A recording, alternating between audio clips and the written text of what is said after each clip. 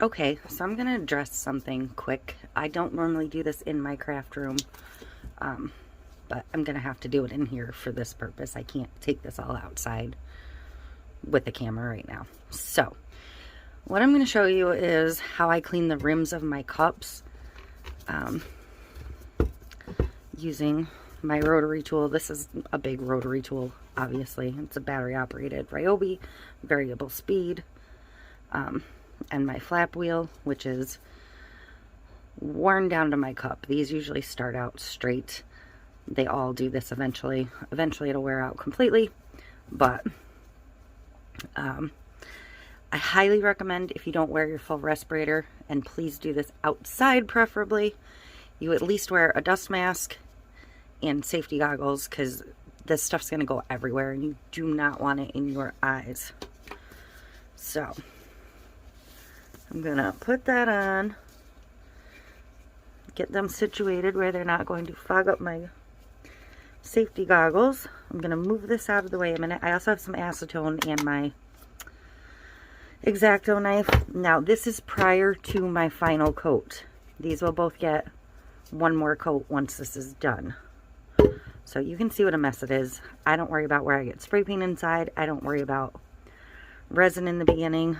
So this is going to be noisy, especially on my table. So I'm going to turn it on.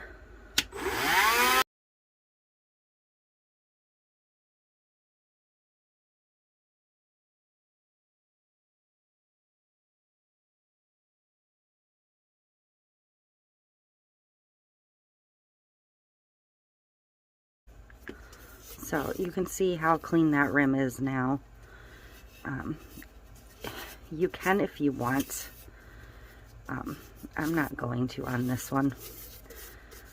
But you can if you have a steady enough hand. You can run your flap wheel along the outer edge and it's going to leave you a little silver rim. I'll go ahead and do that. Not on this cup though. I'll do it on this one. But you can run it along the outer edge and it'll give you the tiniest silver rim.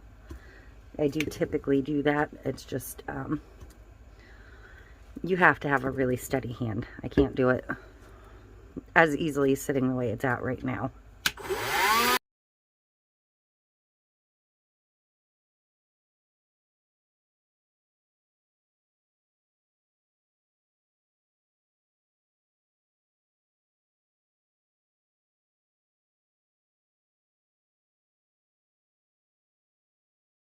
Okay, so you could see me slip a little bit here and there.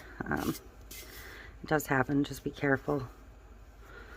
Part of it's just the awkward angle I'm working at, making it more difficult. But, so that is it. I have a nice rim. This one I don't, but I don't really want to mess up this cup. I'll do that one off camera. So then I'm going to take my blade and, like, if I have loose resin in here, work away from your hand, please. I just scrape the inside right along that rim, pop off any loose resin or debris.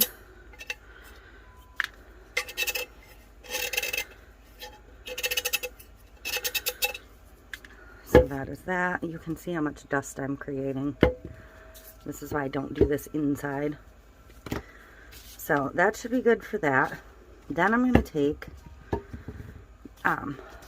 this is my preferred acetone. I grabbed this at Walmart, the Onyx Nail Polish Remover. I just have found this particular one works really well. You'd think they'd all be the same, but remember, this is not my final cleanup. That will come later. But if you can go into your last coat pretty clean, it makes your final clean much, much more simple. And I like to do the acetone part before the final coat because if I accidentally drip any, it's going to make the epoxy dull. It's going to, you know. If you have stubborn spray paint, put your acetone on a little piece of a magic eraser I don't have one in my room. I usually do this at the sink. Then I can rinse them down.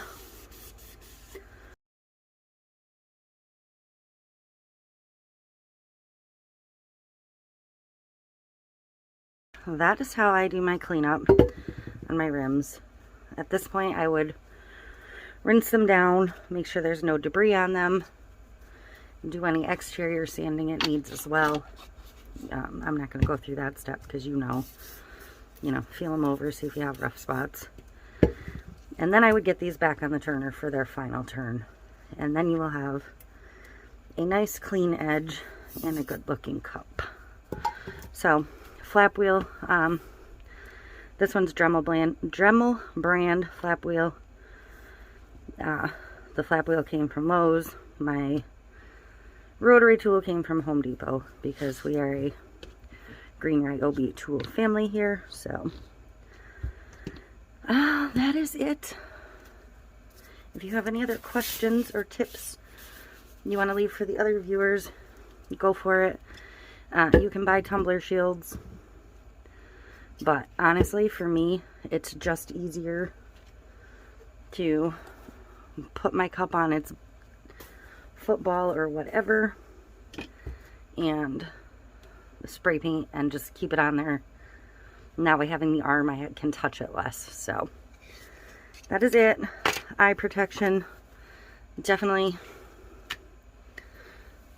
protect your airway because epoxy dust is no joke. So that is it. Thank you for watching.